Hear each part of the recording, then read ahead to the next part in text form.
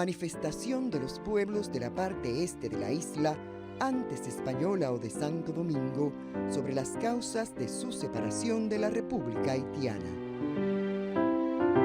Ninguna obligación tenemos para quien no nos da los medios de cumplirla, ningún deber para quien nos priva de nuestros derechos. A la Unión, dominicanos, ya que se nos presenta el momento oportuno, de Neiva a Samaná, de Azua a Montecristi, las opiniones están de acuerdo y no hay dominicano que no exclame con entusiasmo: separación, Dios, patria y libertad.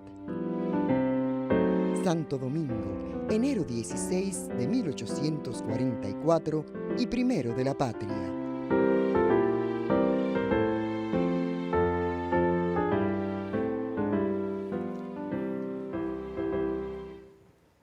Y la avanzada se precia de tener el honor y el placer, como ya se anunció, de contar con la participación de dos verdaderos historiadores que nos permiten conversar a propósito de este importantísimo aniversario e ilustrarnos todos en torno al manifiesto del 16 de enero de 1844. Bienvenidos Juan Daniel Balcácer, José Checo, ambos historiadores, pero además Juan Daniel es el actual presidente de la Academia Dominicana de la Historia. José fue presidente de la Academia, entre otras funciones públicas importantes relacionadas. Gracias por estar con nosotros. Este paso previo, esa sentencia que escuchábamos, ese fragor ya que se sentía en el ánimo patriótico, ¿cómo comenzó el germen hasta llegar a ese documento? Es un documento, como se ha señalado, de una importancia capital, trascendental en la historia política y jurídica de la República Dominicana. Escrito mes y medio antes de la proclamación de la independencia y de la creación de la República Dominicana, ese texto fue el resultado de un pacto político entre fuerzas trinitarias y fuerzas conservadoras que unieron estratégicamente sus propósitos, redactaron ese documento que es una nómina de agravios en la que los dominicanos de la época consignaron todos los motivos por los cuales habían decidido independizarse.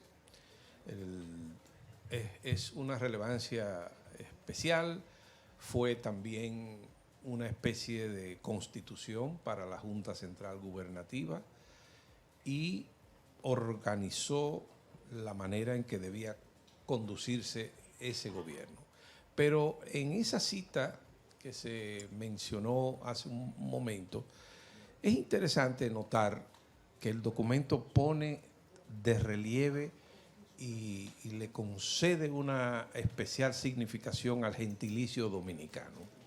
Sí. Es decir, hay que aclararle a mucha gente, a los jóvenes sobre todo, que el gentilicio dominicano se usa desde mediados del siglo XVI y que el pueblo dominicano, por ser dominicano, oriundo de Santo Domingo, cuando se constituyó en Estado libre e independiente, Duarte le dio el nombre de República Dominicana al Estado.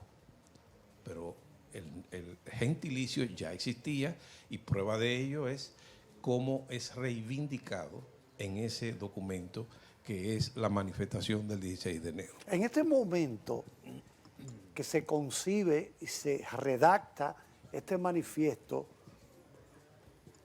¿había grupos opositores a lo que se hizo? Sí, cómo no. La particularidad de la proclamación de la independencia dominicana tiene el hecho de que hubo que hacer, los trinitarios tuvieron que hacer una alianza táctica, como se diría hoy día, entre ellos los trinitarios que eran jóvenes, liberales, progresistas, de avanzado según la época, y con el grupo conservador, uno de los cuales estaba acaudillado por el autor del manifiesto el 16 de enero, don Tomás Bobadilla y Briones, que era tal vez en esa época el dominicano, uno de los dominicanos más cultos que había. Si uno analiza el manifiesto, que no es una página, son como 4 o 5 páginas, y la redacción de ese manifiesto, uno se da cuenta que tuvo que haberlo hecho una gente de mucha cultura. Y una prueba de que lo redactó él, como él mismo dijo posteriormente, yo fui el autor de ese manifiesto en oposición a otros, entre ellos el historiador haitiano Madiu, que dijo que lo había redactado Sánchez y Mella. No, fue Bobadilla. Y eso está demostrado de manera incontrovertible.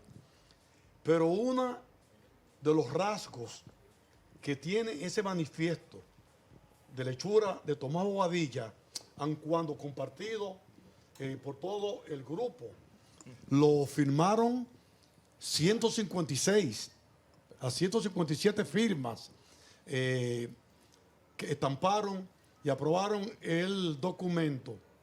Es, y como se vio en lo que vimos al principio, que termina con las palabras separación, Dios, patria y libertad.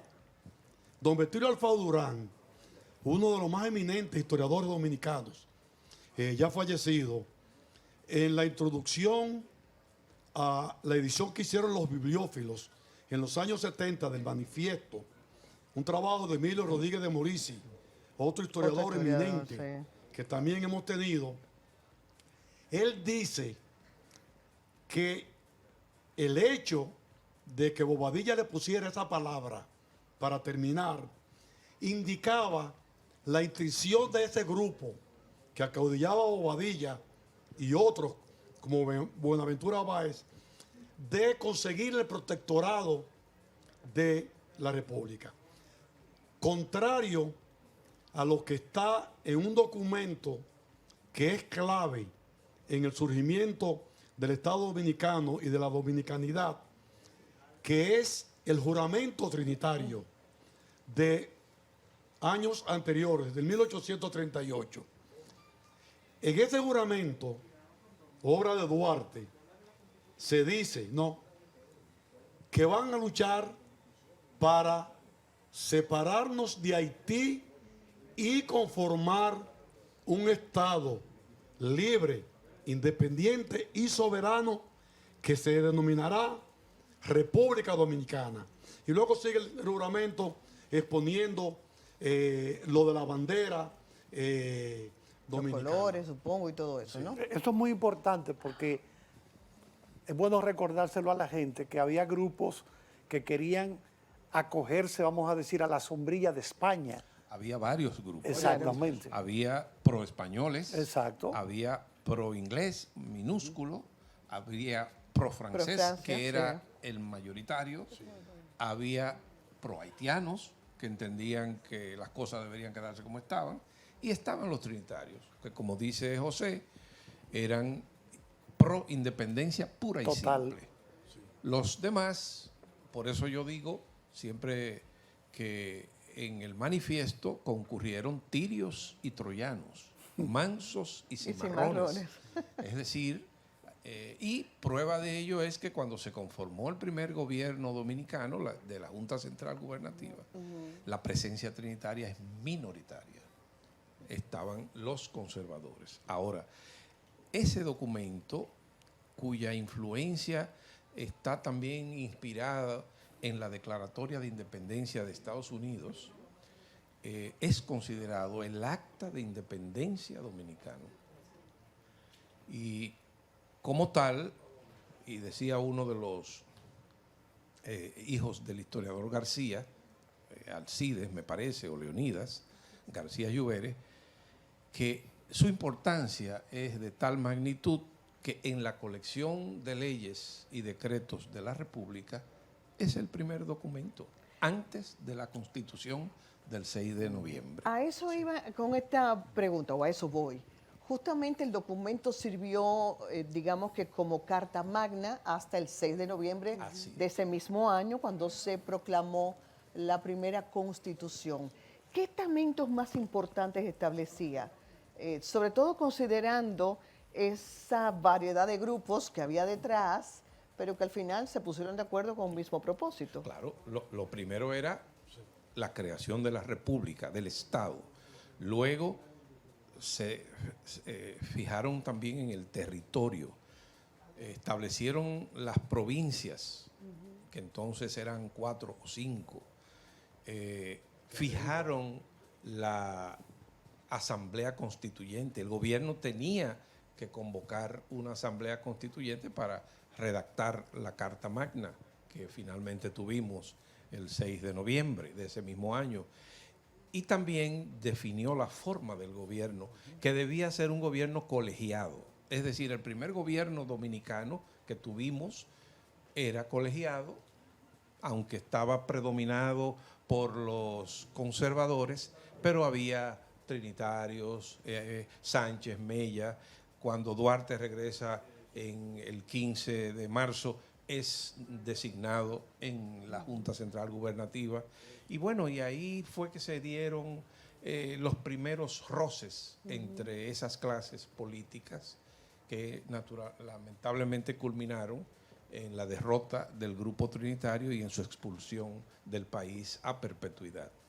No, y también hubo un elemento muy importante en el nacimiento del Estado Dominicano, que es el elemento religioso. Ahí taxativamente en el manifiesto se dice, porque era la época, que la religión católica, apostólica y romana sería la religión oficial del Estado Dominicano, sin detrimento, como ha seguido, de la libertad de cultos y el respeto a las otras denominaciones. Es un elemento muy importante que hoy día hay agendas y sectores que quisieran como soslayar como parte constitutiva de la nación dominicana la religión. Y eso es natural que sea así. El juramento trinitario comienza, como también lo usaban los masones y otros grupos de la época, en nombre de la justísima Trinidad de Dios omnipotente, y luego seguía ahí. Además, Duarte era un católico, creyente, o sea, practicaba. Sus padres eran también católicos y creyentes. Y esa idea de Duarte está en toda la vida de él.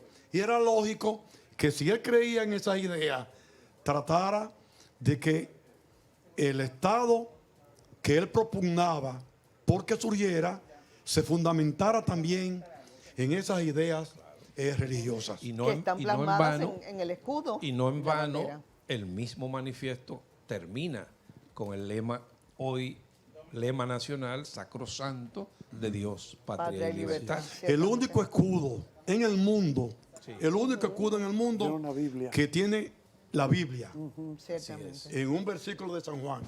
Y conoceréis la verdad, y la verdad os hará libres. Eso es verdad.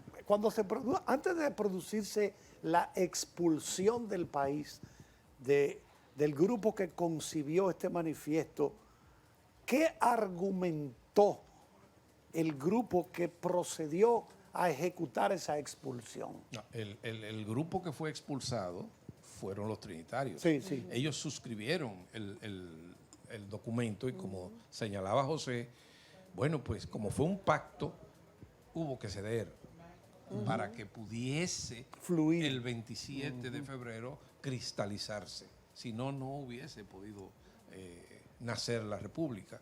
Entonces, lo que se adujo fue diferencias profundas de criterios. Es decir, los trinitarios en su proyecto independentista puro, llegaron a enfrentarse a los conservadores, que estuvieron al punto de suscribir un convenio con Francia para un protectorado.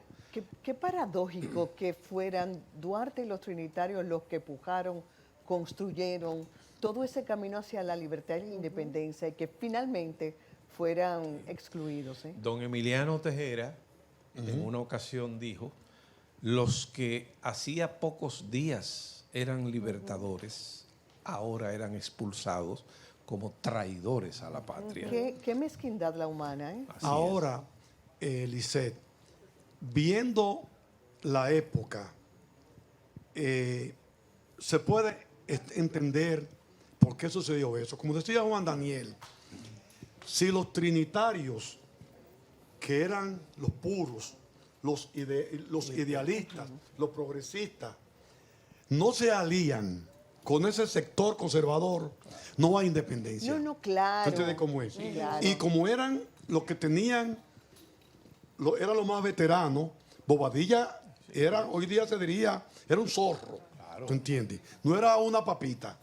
Pero aparte de eso, junto con el sector conservador, eran los que tenían el poder económico. Y lógicamente, a ellos fue que le cayó el mango cuando cayó de la mata. El poder económico y militar. Y militar, ¿entiendes? Y sin ellos no hay independencia, ¿eh? Así es, así es. Pero esa es la vida y esa es la historia. Casi siempre pensemos, por ejemplo, en algo ya más reciente. Los que tienen el ideal, los puros, lo predican, pero muchas veces terminan siendo sacrificados. Y hay medidas drásticas que hay que adoptar, que muchas veces los puros, los idealistas o los que defienden una noción o una idea de la democracia casi ateniense, como el caso de los duartianos, ellos tuvieron el poder durante un mes. Ellos dieron un golpe de Estado el 9 de junio. ¿Y qué debieron ellos hacer? Tomar a los conservadores, apresarlos y expulsarlos del país. Pero creían en que se podía entender y no fue así. Los conservadores al mes dieron un contragolpe, tomaron el poder, los apresaron, los acusaron de traidores a la patria y los expulsaron a perpetuidad. Los iban a fusilar, pero el comerciante Abraham Cohen intervino y entonces los expulsaron del país. Pero ya antes, por ejemplo, los mismos trinitarios estaban conscientes que si no se aliaban a esos sectores, su ideal no iba a fructificar. A concretarse, claro. Porque Mella, que era el que de ese grupo, el que más conocimientos militares tenía, y era en eso muy sagaz, fue el que viajó a Haití antes del 44 a conseguir el apoyo de los grupos que en el 43 habían significado en Haití el movimiento de la reforma. Así es. ¿Entiendes? Sí, sí. Caballeros, el canal tiene siempre muy presente la importancia de exaltar la filosofía de los valores históricos, los valores morales, las referencias por excelencia que debemos tener los dominicanos. Y por eso les invitamos a que disfruten junto con nosotros y la teleaudiencia una recreación y exaltación que hacen los niños del canal, los famosos Topi Talkers de nuestro patricio Juan Pablo Duarte. Duarte Patria. La justicia y la libertad. Tener una identidad propia. Ser una nación soberana. Duarte, pueblo. Un pueblo único en el mundo. De gente llena de fe. 210 años después. Duarte vive. Eso es parte de lo que refrescamos aquí constantemente. A propósito de refrescar, hay que decir que entonces el 26 de enero, que es el día del natalicio, que recordamos el natalicio de Juan Pablo Duarte, comienza lo que quedó instituido como el mes de la patria, a propósito de varias fechas importantes hasta el 27 de febrero, ¿verdad? Así es, el día de Duarte, el 26, que ojalá algún día, como se planteó del Día de Reyes, se vuelva a celebrar el 26 de enero. Sí. Porque es una cuestión aberrante que tú hayas nacido el 15 de junio y te lo celebren el 20 de junio. Sí, exacto. Sí. ¿Tú entiendes? No, y Sí. puede generar confusión en la juventud, los niños. Pero luego es viene verdad. el día de Duarte, luego vendrá el día de Mella, el 25 de El febrero, 25 de el febrero. 27 el día de la Independencia, el 9 de marzo, el día de Sánchez. Y qué bueno que programas como este, que aparte de cultivar el entretenimiento y todo eso, hayan dedicado estos minutos a este tema histórico del manifiesto del 16 de enero, porque es una contribución, vamos a decir, un granito de arena a algo muy necesario en estos momentos en el país. Que la gente vuelva a retomar los fundamentos de lo que sirvió para que surgiera el Estado Dominicano y que nosotros ya jurídicamente nos hubiésemos comenzado a llamar dominicanos. Ciertamente. Bueno, Dominic A propósito. tiene una pregunta, sí. Sí, tengo una pregunta porque uno le apasiona mucho escuchar de estos temas, evidentemente, de la historia.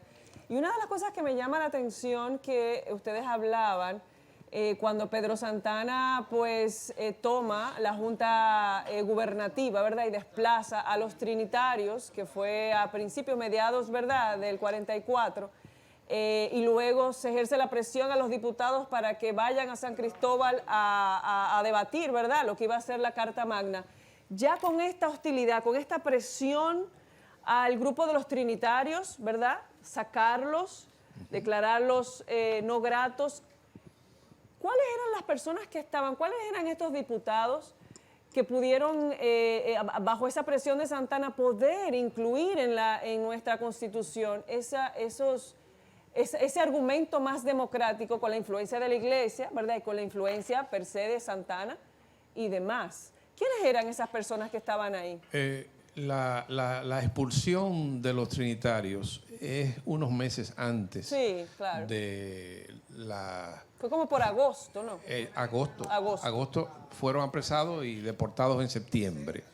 Entonces la Constitución fue sancionada en San Cristóbal y en ese entonces fue una asamblea constituyente unicameral. Única. Estaba constituida nada más que por 32 diputados que representaban a los diferentes pueblos, los escasos pueblos que había en ese entonces.